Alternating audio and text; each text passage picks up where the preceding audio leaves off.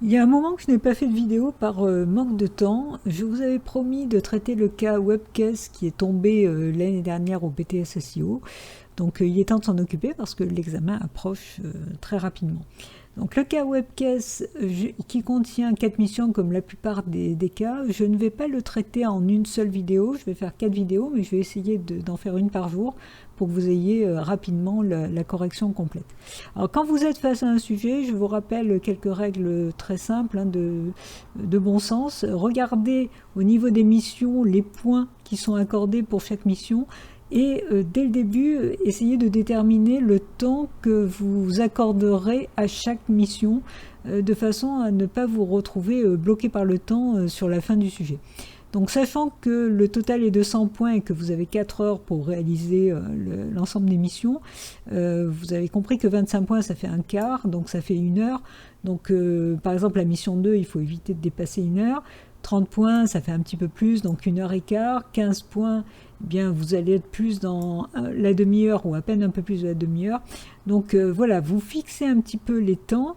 Vous essayez même de faire un peu moins pour avoir le temps de relire à la fin, mais ça vous permet déjà de déterminer un petit peu, hein, de vous faire un planning pour pouvoir mieux gérer la réalisation du devoir.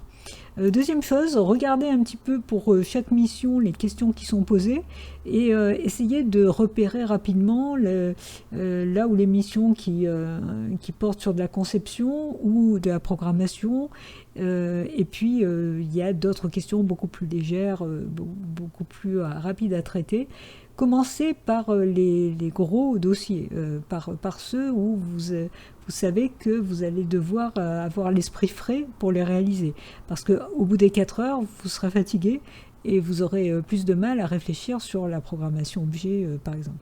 Alors rien ne vous empêche de commencer quand même par ce que vous préférez, hein, c'est-à-dire si vous êtes plus apte à faire de la conception ou à faire la programmation objet, commencez par ce que vous préférez, mais quand même par les gros dossiers. Il n'y a pas d'ordre obligatoire à respecter, hein, c'est-à-dire que vous ne pouvez pas, vous pouvez traiter la mission 2 avant la mission 1, ça pose aucun problème. Alors aujourd'hui, on va traiter la mission 1 souscription en ligne qui porte en fait sur la partie conception. Donc comme dans tout sujet, vous avez une partie d'introduction qui vous présente un petit peu le contexte, qu'il est toujours important de lire parce que ça vous situe quand même l'action et ça vous apporte un certain nombre d'informations. Alors, j'avoue que je vais lire un petit peu en diagonale. Vous avez la possibilité de faire pause et de lire plus en détail. Mais en gros, donc cette première partie, c'est l'organisation cliente. On vous explique en fait que c'est une société qui s'occupe entre autres de développement d'applications. Donc, on vous donne des exemples de ce qu'elle développe. Et entre autres, on vous parle du logiciel Webcase. Alors, c'est ce logiciel. En fait, il y a deux logiciels qui vont être importants dans le sujet, c'est le logiciel Webcase et l'application Achat Webcase. Donc au niveau du logiciel Webcase, on vous explique que pour rendre impossible la fraude, l'article 88 de la loi des finances pour 2016 instaure à partir du 1er janvier 2018 l'obligation pour les commerçants et autres professionnels assujettis à la TVA d'enregistrer les paiements de leurs clients au moyen de logiciels de comptabilité ou d'un système de caisse sécurisé et certifié NF525. Donc, par rapport à cette loi, la société a décidé donc de développer ce logiciel Webcase. Donc, pour répondre à ce besoin réglementaire, Nasdaq a décidé de développer un logiciel de caisse enregistreuse en ligne nommé Webcase qu'elle propose à ses clients.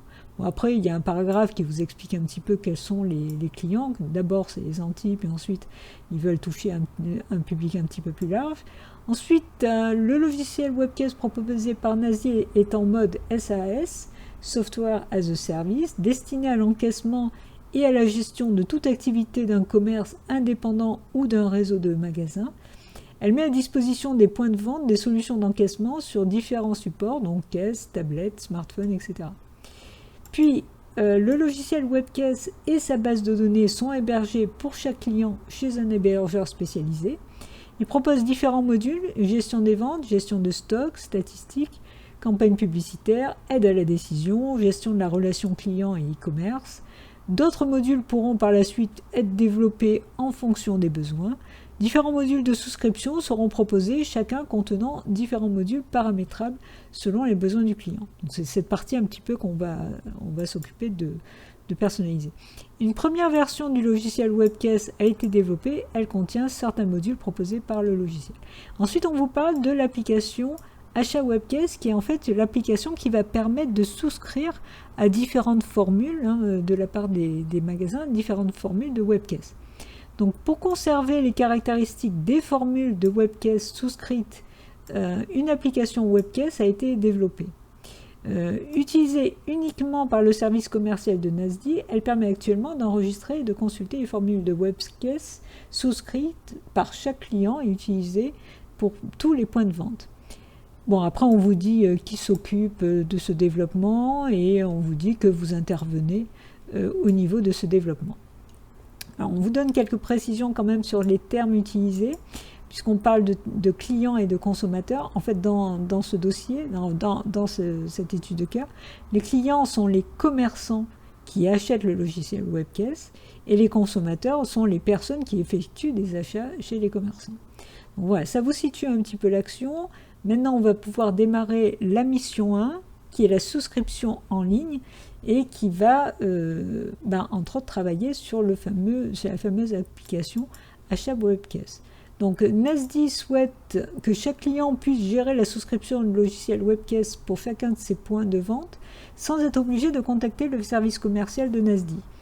Parce que jusque-là, pour le moment, ça se faisait comme ça. Donc, pour cela, l'application Achat WebCase doit être modifiée pour mettre à disposition des clients des formulaires accessibles sur Internet permettant de souscrire ou modifier une formule WebCase et gérer les caractéristiques des formules, des modules, des programmes de fidélisation des consommateurs.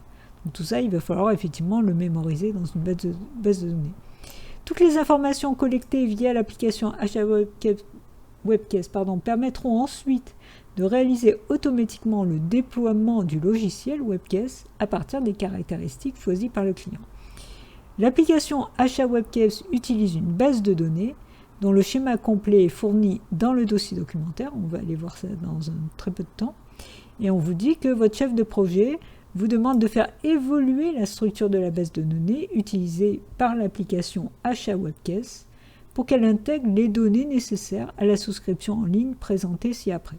Donc, il faut qu'on parte de la base existante, c'est ce qui est dit clairement dans le sujet, et qu'on ajoute les informations données dans, vous voyez, évolution de la base de données pour la souscription en ligne. Alors, allons voir tout de suite, puisqu'on vous dit que les documents utilisés, ce sont les documents 1 et 2, on va tout de suite aller voir à quoi ressemble la base existante. Donc, elle est ici.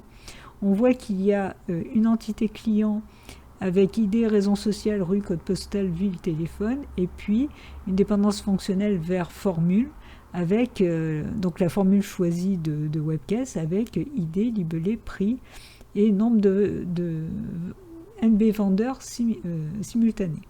Alors, la première chose que je vous conseille de faire, quand vous avez ce genre de choses et qu'on vous dit de faire évoluer une base de données, eh bien c'est déjà sur votre brouillon, parce qu'il vaut mieux travailler sur un brouillon avant de recopier un schéma, de refaire tout simplement le MCD de départ. Alors, que vous choisissiez la solution schéma conceptuel de données, de Meurice, ou diagramme de classe du ML.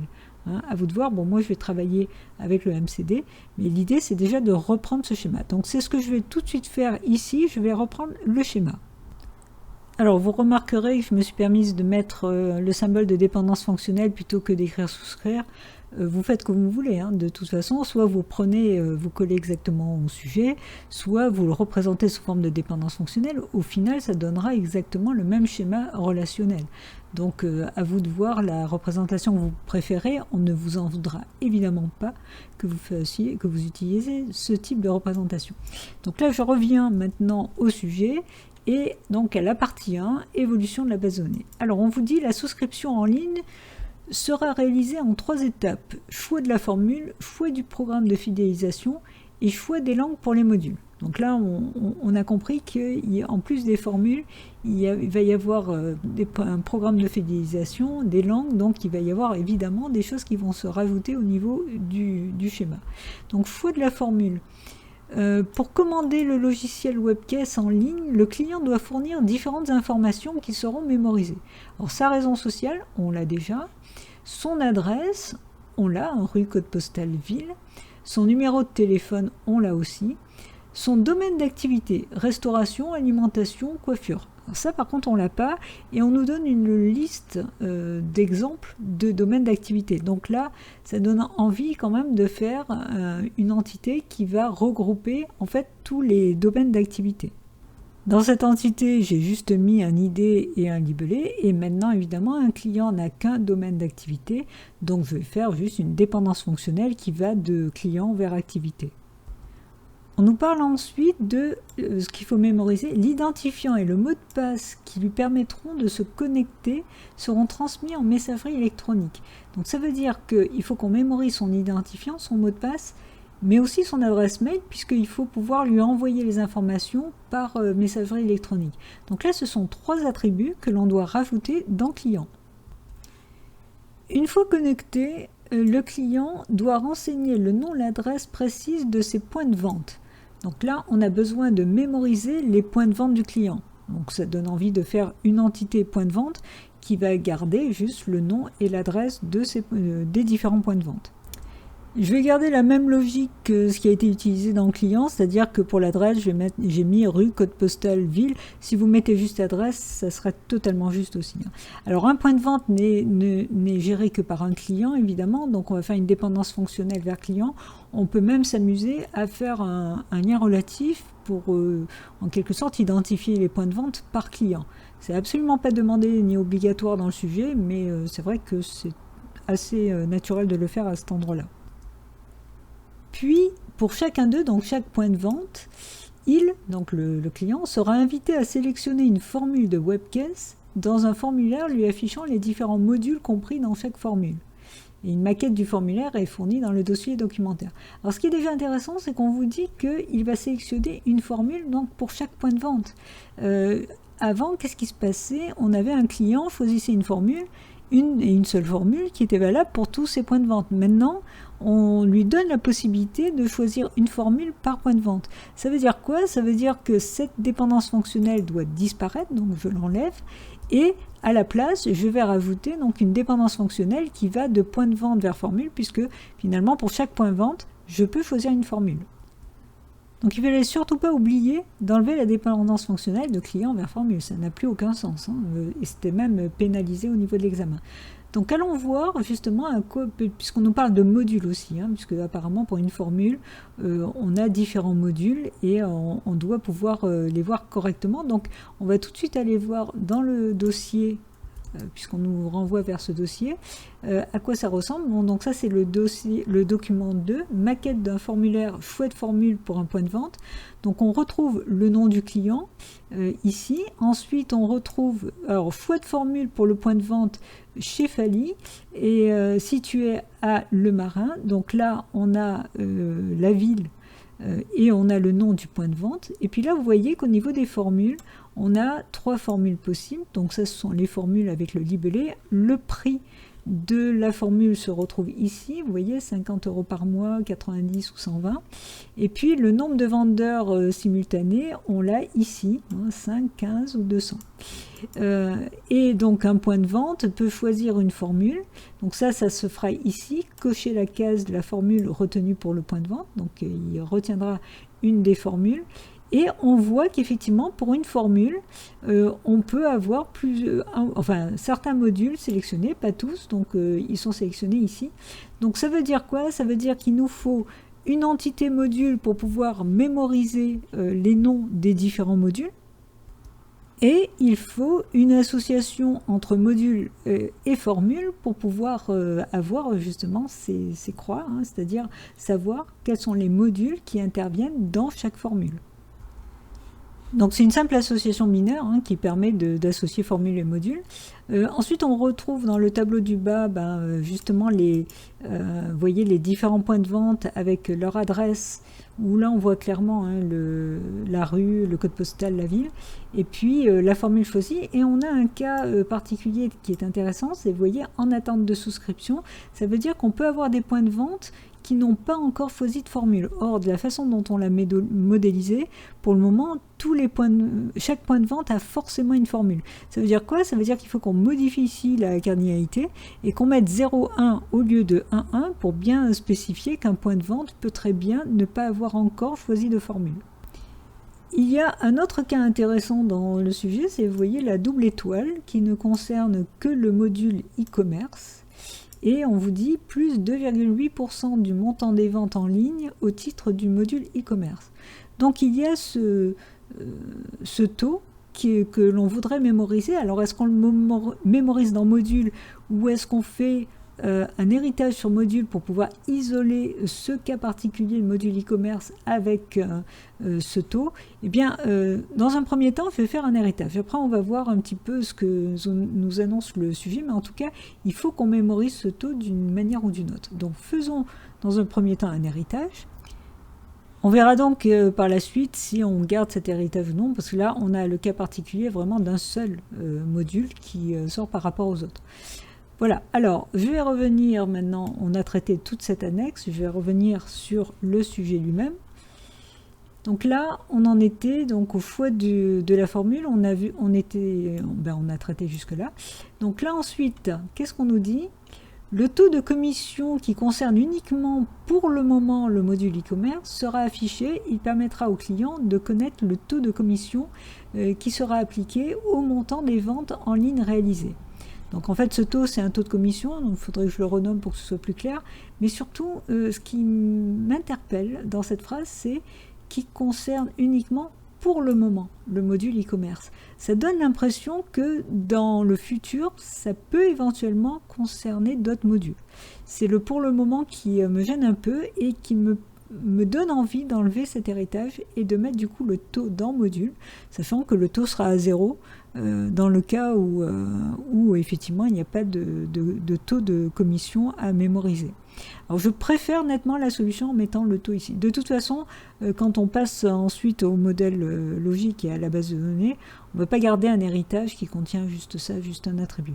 Mais il n'empêche qu'au niveau de la modélisation, vos deux choix seraient tout à fait acceptés. C'est-à-dire que vous gardiez l'héritage ou que vous mettiez le taux dans module, ce serait exactement pareil. Alors je vais prendre moi la deuxième solution. Ensuite, on nous parle de choix de programme de fidélisation des consommateurs. Donc le logiciel Webcase propose 3 programmes de fidélisation. Donc on vous donne 3 exemples de programmes de fidélisation. Donc ça évidemment, ça donne déjà envie de faire une entité qui va mémoriser les différents programmes de fidélisation. Et donc on nous dit le programme de fidélisation retenu pour chaque point de vente sera mémorisé dans la base de données. Donc ça veut dire que chaque point de vente choisit un programme de fidélisation. Est-ce qu'il est obligé de choisir un programme de fidélisation? Ce point n'est pas très clair dans le sujet, donc c'est une dépendance fonctionnelle, mais au niveau de la cardinalité, est-ce qu'on met 1,1 ou 0,1? Alors on va prendre le cas le plus général, c'est-à-dire qu'on va mettre 0,1 en partant du principe qu'il n'y a pas obligation de choisir de programme de fidélisation. Vous mettez 1,1, ça serait considéré comme juste aussi parce que sur ce point, ce n'est pas très clair.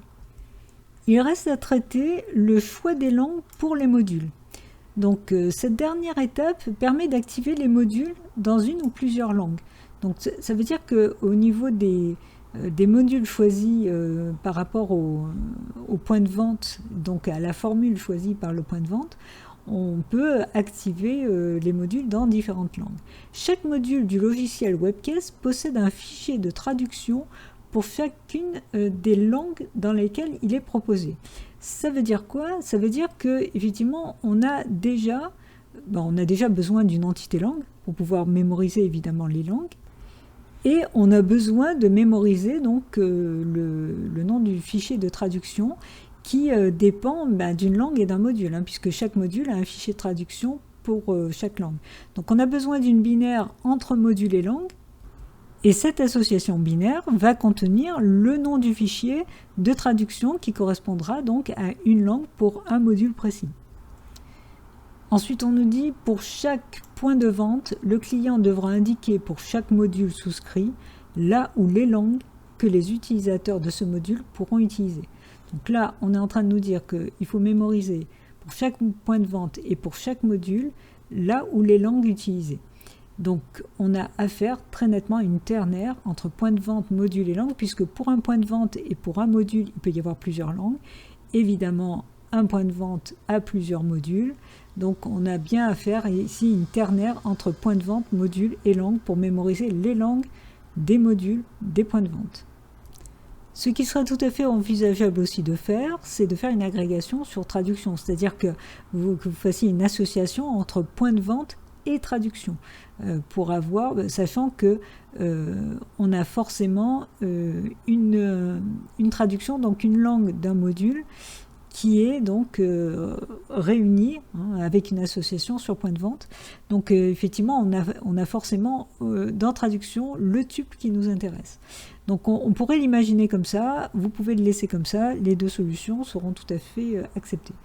Alors il y a une dernière phrase, celle-là m'a beaucoup gênée. L'activation des modules sera mémorisée dans la base de données. Est-ce que ça veut juste dire qu'on mémorise de toute façon avec cette ternaire l'activation des modules, c'est-à-dire qu'on choisit un module, une langue, donc automatiquement le module est activé dans cette langue-là, ou est-ce qu'on fait une sélection préalable et ensuite on a besoin d'un booléen d'activation pour dire à quel moment c'est activé? Évidemment, les deux solutions auraient été correctes. Je reste avec cette solution. D'ailleurs, c'est la solution qui a été choisie dans la correction officielle. Mais vous avez compris que la phrase peut être peut être interprétée de différentes façons. Et du coup, effectivement, on peut se retrouver à avoir à gérer un booléen si on gère l'activation dans un deuxième temps après avoir mémorisé les langues choisies. Voilà, donc là, alors la question 1.1, j'aurais dû la dire dès le début évidemment, modifier la structure de la base de données utilisée par l'application Achat Webcase afin de permettre la souscription en ligne de logiciels Webcase, c'est exactement ce qu'on vient de faire ici. Donc là, on vient de traiter complètement la question 1.1. Alors évidemment, on vous rappelle encore une fois que vous pouvez présenter dans différentes formes, c'est-à-dire que vous pouvez faire aussi un diagramme de classe, voire même juste le schéma relationnel, donc les relations en ligne. Ce que je vous déconseille à l'examen, c'est beaucoup moins visuel et beaucoup plus difficile à corriger aussi. Et même pour vous, c'est plus compliqué de présenter sous cette forme-là. Il vaut mieux que ce soit graphique.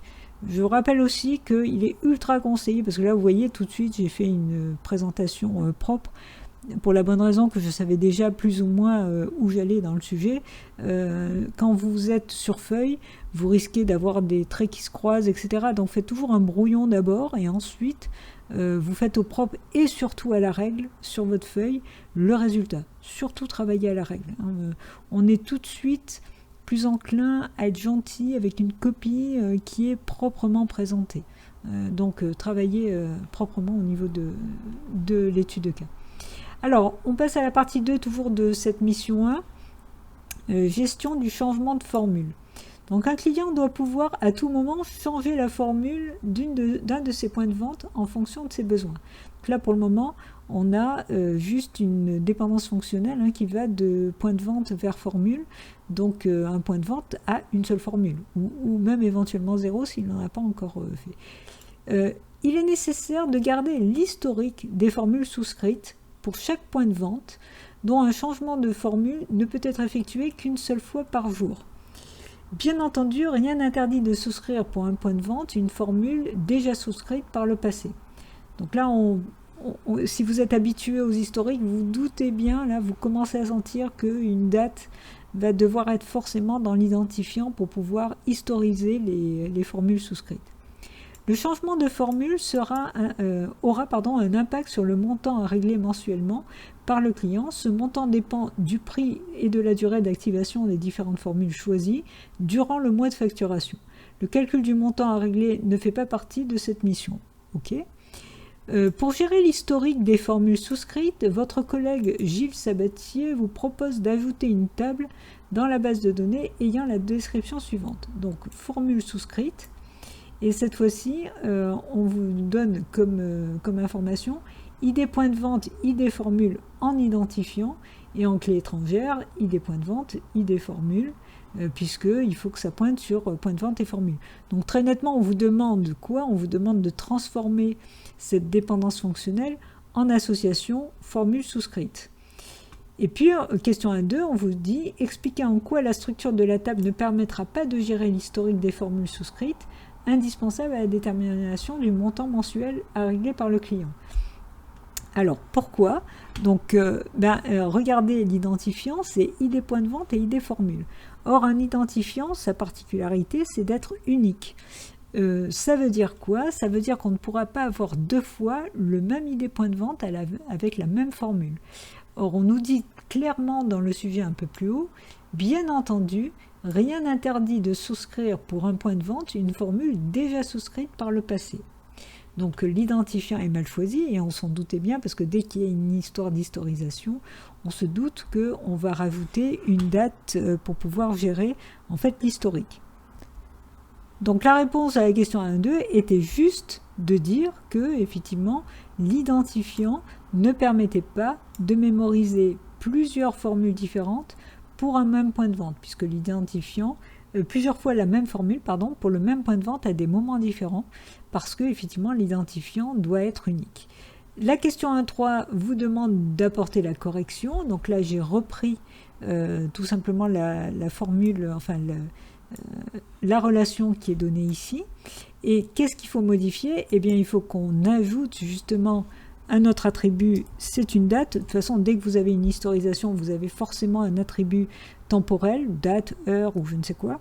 Donc, on va rajouter date souscription. Et cette date souscription, eh bien, elle doit être dans l'identifiant. Donc là, je vais la rajouter ici. Donc là, j'ajoute date souscription. Donc là, théoriquement, ça marche. Enfin, c'est même sûr que ça marche. Et on n'a pas besoin, en clé étrangère, évidemment, d'ajouter date souscription, puisque c'est une information temporelle. On ne va pas avoir en parallèle une table qui va mémoriser toutes les dates souscription. Par contre, cette solution n'est pas optimisée. Pourquoi? Parce que on nous dit bien que le changement ne peut être effectué qu'une fois par jour. Même si c'était plus d'une fois par jour, il suffisait que la date soit de type datetime pour que ça pose pas de problème. Mais imaginons que la date soit juste de type date, donc de type jour, ça veut dire qu'un point de vente à une date ne peut choisir qu'une seule formule. Du coup, le ID formule n'a pas besoin d'être dans l'identifiant. On a juste besoin de ID point de vente et d'une date. À une date, à un jour donné, un point de vente donné ne peut choisir qu'une formule. Du coup, ID point de vente reste clé primaire et aussi clé étrangère, évidemment, pour connaître le point de vente précis. Et ID formule n'a besoin d'être que clé étrangère pour savoir quelle est la formule qui a été choisie par ce point de vente à cette date de souscription. Voilà, c'est tout ce qu'on vous demandait au niveau de cette question. Donc ce dossier est terminé. Et je vous dis à très bientôt, c'est-à-dire j'espère demain, pour la mission 2.